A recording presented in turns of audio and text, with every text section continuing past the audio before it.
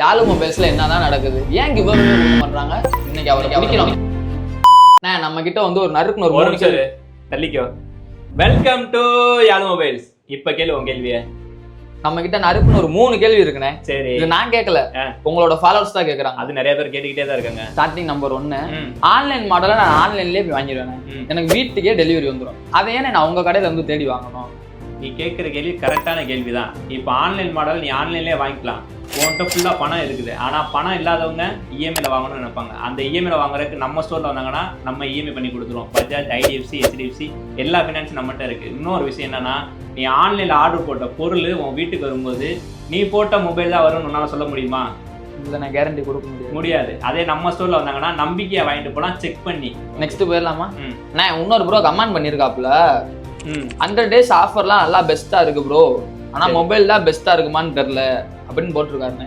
இதுக்கு நான் ஒரே பதிலாக சொல்கிறேன். ஏற்கனவே நம்ம 30 days 30 மொபைல் 30 ஆஃபர் போட்டோம். அதில் வாங்கிட்டு நிறையா பேர் அந்த ஆஃபரில் வாங்க முடியல, எப்போ போடுவீங்க அடுத்த ஆஃபர்னு கேட்டு அவங்கள சூஸ் பண்ண சொல்லி நம்ம 3 ஆப்ஷன் கொடுத்தோம். அதில் செலக்ட் பண்ணதான் இந்த 100 days ஆஃபர். இந்த 100 days ஆஃபர்லையும் பார்த்தீங்கன்னா இன்னைக்கோட 38 நாள் ஆக போகுது.